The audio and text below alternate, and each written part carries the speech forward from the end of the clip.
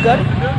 আজ 12টা থেকে 12:15 নাগাদ ধনকোল কালিয়াগঞ্জের ধনকোল হাটের অন্তর্গত লক্ষ্মীপুর মহিমচন্দ্র বিদ্যাভবনের সামনে একটি ডাম্পার উল্টে পড়ে যায় এবং তার ড্রাইভার এবং খালাসি সন্ধান পাওয়া যায় না এখনও।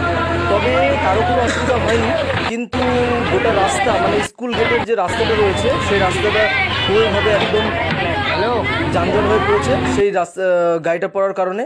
তো দেখতে পাচ্ছেন আপনারা প্রচণ্ড যানজট হয়েছে, অনেক মানুষজনের ভিড় হয়ে গেছে।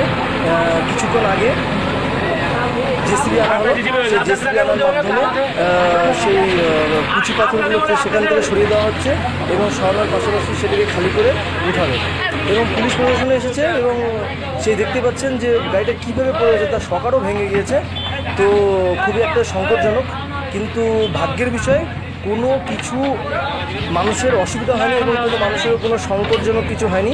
সেটা বাড়িটা কুচি পাথর ফেলতে যেয়েই সেটা পড়ে গিয়েছে।